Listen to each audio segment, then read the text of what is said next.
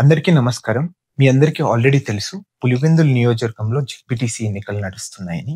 నడుస్తుంటే గత ఒక 2, 3 రోజుల నుండి నేను వివిధ ప్రెస్ మీట్‌లు చూడడం జరిగింది. కొంతమంది అంటే మాజీ ఎమ్మెల్యేలు కానీ, మాజీ ఎమ్మెల్సీలు కానీ వాళ్ళొచ్చి మాట్లాడుతున్నారు. అంటే ఇక్కడ పులివెందుల్లో ఎక్కడే గాని రాజ్యాంగ విలువలతో కూడిన వ్యవస్థలు గాని, ప్రజాస్వామ్యం గాని ఎక్కడ నడవడం లేదు. ఇక్కడ పోలీస్ వ్యవస్థ, పోలీస్ రాజ్యాంగం, నియంత పాలన అట్లనే రెడ్ బుక్ రాజ్యాంగం నడుస్తుంది అని వివిధ నాయకులు గాని, ఆ కార్యకర్తలు గాని వాళ్ళకు మాట్లాడడం జరిగింది. కానీ నాకు వాళ్ళు మాట్లాడినప్పుడల్లా నాయకుడు గాని, ఏ కార్యకర్తను గాని మాట్లాడితే నేను చాలా అప్రిషియేట్ చేస్తాను. ఎందుకంటే మనకు రాజ్యాంగము ఆర్టికల్ 19లో ఇచ్చింది. అది వాక్ స్వేచ్ఛ.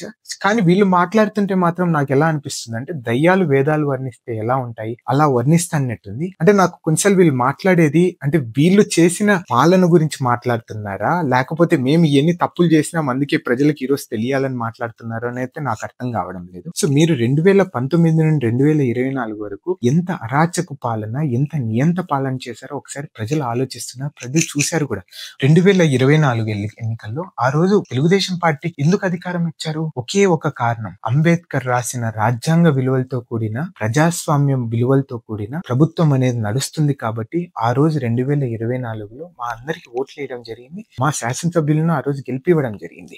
అట్లనే మీరందరూ చెప్తున్నారు ఎప్పుడు నుండో పులివెందుల నియోజకవర్గం అంటే నేను బయట కూడా ఎక్కడన్నా పులివెందుల అంటే అసలు మామూలుగా వైఎస్ ఫ్యామిలీది కదా, అసలు వైఎస్ ఫ్యామిలీ కబంధ హస్తాల చేతులతో నలిగిపోయిన పులివెందుల ప్రజలు కదా మీరంతా, వాళ్ళకి కాకోకుండా మీకెలా అవకాశం ఇస్తారు అనుకుని వివిధ రకాలమైన సందర్భాల్లో ఎందుకంటే నేను కూడా ఒక పులివెందుల వాసిని కాబట్టి నేను బయట తిరిగినప్పుడల్లా ప్రతి వ్యక్తి అదే అడుగుతారు.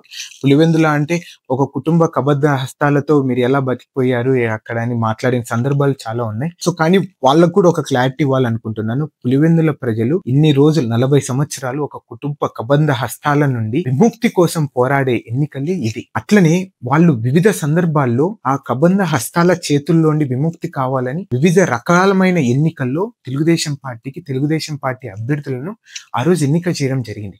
2017లో జరిగిన ఆ రోజు స్థానిక ఎమ్మెల్సీ ఎన్నికల్లో ఆ రోజు మారెడ్డి రవీంద్రనాథ్ రెడ్డి గారు అలియాస్ బీటెక్ రవి గారిని గెలిపించడం, అది కూడా ఎవరి మీద కాదు, మీ సొంత సిన్నాయన మీదే. అంటే ఎవరు వైఎస్ వివేకానంద రెడ్డి బ్రాండ్ అంటే వైఎస్ ఫ్యామిలీ బ్రాండ్ పెట్టుకున్న వ్యక్తినే పులివెందుల ప్రజలు ఎన్నుకున్న నాయకులు ఓడించినారంటే మీరు ఒకసారి అర్థం చేసుకోండి. అంటే పులివెందుల ప్రజలు విముక్తి కోసం ఎంతగా పోరాడుతున్నారు. 2023లో జరిగిన పశ్చిమ రాయలసీమ పట్టభద్రుల ఎన్నికల్లో కూడా ఆ రోజు మా తండ్రి గారైన భూమిరెడ్డి రామ్గోపాల్ రెడ్డి గారికి పులివెందుల ప్రజలు ఎంతగా తోడుండి ఈ కుటుంబాన్ని ఇక్కడ నుండి ఈ పులివెందుల నియోజకవర్గం నుండి తరిమేయాలి అనే ఒక నిశ్చయంతో, ఒక పట్టుదలతో ఆ రోజు తెలుగుదేశం పార్టీ అభ్యర్థి భూమిరెడ్డి రామ్గోపాల్ రెడ్డి గారికి గెలిపివ్వడం జరిగింది. అది వాస్తవం కాదా? ఆ రోజు మీరు చేసిన అరాచకము, నీచపు రాజకీయ పాలన, ఆ రోజు జరిగిన పోలీస్ వ్యవస్థ పాలన నేను కల్లారా చూసిన వ్యక్తిని కాబట్టి నేను ఈ రోజు మాట్లాడుతున్నాను. ఆ రోజు మీకు తెలుసో తెలియదో ఎంపీ అవినాష్ రెడ్డి గారి పిఏ రాఘవరెడ్డి గారు, అంటే ఆ రోజు నాకు ఆ వ్యక్తి ఎవరో కూడా తెలియదు, నేను ఇంతవరకు చూడలేదు ఆ వ్యక్తి. ఆ రోజు లింగాల మండలంలో మా తెలుగుదేశం పార్టీ ఏజెంట్లను రోడ్లలోకి లాగి ఈడ్చి కొట్టి ఆ రోజు మీరు రాళ్ళు ఇసిరేసిన మాట నిజమా కాదా? ఒక్కసారి మీరు అవినాష్ రెడ్డి గారు కానీ ఎవరైనా కానీ ఈ రోజు మీరు ప్రజాస్వామ్యం గురించి కానీ లేకపోతే రాజ్యాంగ విలువల గురించి మాట్లాడుతుంటే ఆ రోజు ఏమైంది మీ అందరికి? అసలు స్వేచ్ఛ ఎన్నికలు ఆ రోజు ఎక్కడ నడిచాయి? అయినా కానీ పులివెందుల ప్రజలు వీళ్ళు వస్తే మాత్రం మళ్ళా నియంతలు అయిపోతారా, వీళ్ళని ఎట్లొకట్లా పులివెందుల నియోజకవర్గం తరిమి కొట్టాలి అని ఆ రోజు తెలుగుదేశం పార్టీ అభ్యర్థికి ఆ రోజు ఓట్లు వేయడం జరిగింది. అట్లనే సరే పోలీస్ వ్యవస్థ నడుస్తుంది అని చెప్తున్నారు కదా, ఒక చిన్న ఎగ్జాంపుల్ ఇస్తాను. 2023లో ఈ భారతదేశంలో ఒకసారి ఆలోచించండి, ఎక్కడైనా గానీ ఒక గెలిచిన క్యాండిడేట్ అరెస్ట్ కావడం ఎక్కడన్నా చూసారా? సుమారు 7,500 ఓట్లతో గెలిచిన అభ్యర్థి మీరు ఆ రోజు డిక్లరేషన్ ఇవ్వకుండా ఆపించి అరెస్ట్ చేసి పోలీస్ స్టేషన్ అతి నీచంగా లారీలలో ఎట్లా వేస్తారో అట్లా వేయడం నిజమా కాదా? ఒక ఎమ్మెల్సీగా గెలిచిన వ్యక్తిని. ఆ రోజు ఎక్కడికి పోయినా ఆ రోజు ఒకవేళ మీరు మాట్లాడింటే మాత్రము నేను కూడా ఈ రోజు మా వాళ్ళు ఏదైనా చేసినా గానీ ఈ రోజు జరుగుతున్న వ్యవస్థను కూడా మేము కూడా క్వశ్చన్ చేసేవాళ్ళము, ఇది కరెక్ట్ కాదని చెప్పేవాళ్ళం. ఆ రోజు మీరు అంత నీచంగా రాజకీయాలు చేసి ఈ రోజు మీరు వచ్చి మేము అసలు ఏ రోజు పులివెందుల ప్రజలు స్వేచ్ఛాగాలులు పీల్చుకున్నారు, పులివెందుల ప్రజలకు ఏ రోజు హాని కలగలేదంటే 40 సంవత్సరాలు మీ కబంధ హస్తాల చేతుల్లో పులివెందుల ప్రజలు ఎంతగా నలిగిపోయారు. నేను కూడా ఒక ప్రత్యక్ష సాక్షిని, నేను కూడా దాంతో బాధ్యతని.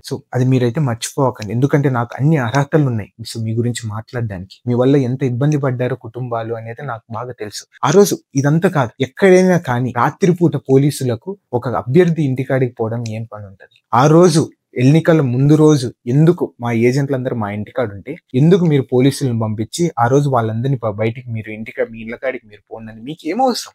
ఏజెంట్లు మా ఇళ్లలో కూర్చుంటే మీ ఏజెంట్లు ఏమన్నా మా ఇంట్లో కూర్చోబెట్టుకున్నాం? అట్లా కాదు కదా. ఆ రోజు మీరు ఎందుకు అట్లా చేసినారు? అసలు గెలిచిన వ్యక్తిని పులివెందుల నియోజకవర్గంలో అడుగు పెట్టనీకోకుండా ప్రతి చోట అడ్డుకునేది మీరు కాదా? ఆ రోజు పోలీస్ వ్యవస్థ గాని, పోలీస్ రాజ్యాంగం గాని, పోలీస్ వ్యవస్థే కదా ఆ రోజు నడిచిండేది. సో అలానే ఒకటి మాత్రం పులివెందుల ప్రజలకు మాత్రము ఒకటి విజ్ఞప్తి చేస్తున్నాను. ఎన్నో సార్లు ఎన్నో అవకాశాలు తెలుగుదేశం పార్టీకి ఆ రోజు జరిగిన స్థానిక సంస్థల ఎన్నికల్లో గాని, ఈ రోజు మొన్న జరిగిన పట్టభద్రుల ఎన్నికల్లో గాని ఒక కుటుంబ కబంధ హస్తాల నుండి విముక్తి కోసం మీరు తప్పకుండా పోరాడారు. ఆ రోజు ఆ తెలుగుదేశం పార్టీకి కానీ, తెలుగుదేశం పార్టీ అభ్యర్థులను కానీ గెలిపివ్వడం జరిగింది. తప్పకుండా ఇది ఒక్కసారి వచ్చే జెడ్పీటీసీ ఎన్నికల్లో తెలుగుదేశం పార్టీకి అట్లనే రాజ్యాంగబద్ధమైన విలువలతో కూడిన ప్రజాస్వామ్యంలో గెలిచే ఈ ఎన్నికలు కంటెస్ట్ చేసే ఈ ఎన్నికల్లో మారెడ్డి లతా గారిని కూడా ఒకసారి మీరు చూసి అలానే నిన్న ఎంపీ అవినాష్ రెడ్డి గారు మాట్లాడుతూ ఏదో బ్యానర్లు చించిన వ్యక్తుల మీద హత్యాయత్నం కేసు బనాయించడం జరిగింది కూటమి ప్రభుత్వం అని మాట్లాడడం జరిగింది. కానీ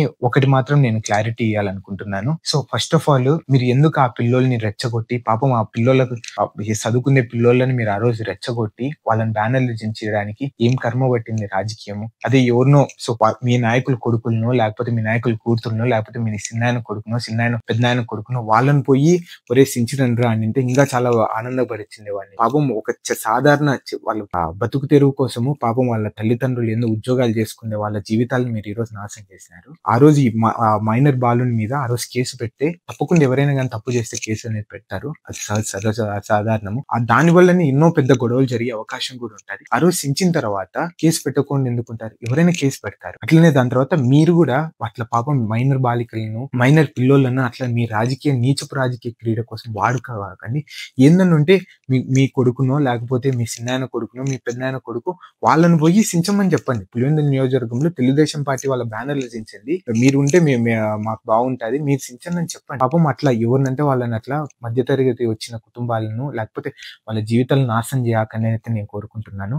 చివరిగా మీ అందరికి ఒకటే చెప్పాలనుకుంటున్నాను. ఈ ఎన్నికలు జెడ్పీటీసీ ఎన్నికల్లో ఒకటే ఒక మ్యాండేట్ తో పులివెందుల ప్రజలు తెలుగుదేశం పార్టీని, కూటమి ప్రభుత్వాన్ని అలానే గెలిపిస్తారని కోరుకుంటూ ఆఖరిగా ఒకటి ఏంటంటే ఈ ఎన్నికలు ఒక రాజకీయ కబంధ హస్తాల నుండి విముక్తి కోసమా, లేకపోతే మళ్ళీ మేము రాజారెడ్డి రాజ్యాంగం అట్లనే రక్తం ఏరులై పారాలా వద్దా అనే దాని మీదనే ఈ ఎన్నికలు నడుస్తాయి. సో గెలుపోటములు ప్రజాస్వామ్యంలో సహజము. మేము ఎవరే గాని పులివెందుల్లో ప్రజల్ని గాని ఏ రోజే గాని భయప్రాంతులు చేసి మాకు ఓట్లేండి, మేము ఏ రోజు కిడ్నాపులు చేయడం, వాళ్ళని కూనీలు చేయడం, వాళ్ళని చంపడం ఇట్లాంటిది ఏ రోజే గాని పులివెందుల పార్టీ, తెలుగుదేశం పార్టీ ఏ రోజు ప్రోత్సహించలేదు, ఇప్పుడు కూడా ప్రోత్సహించదు. ఏదైనా గానీ వాళ్ళ వ్యక్తిగతంగా వాళ్ళు ఏదో చేసుకున్నారు తప్ప ఏ రోజు గానీ తెలుగుదేశం పార్టీ స్వచ్ఛందంగా వచ్చి మీరు అది చేయండి, వాళ్ళని చంపండి, వీళ్ళని చంపండి అని ఏ రోజు చెప్పే పార్టీ తెలుగుదేశం పార్టీ కాదు.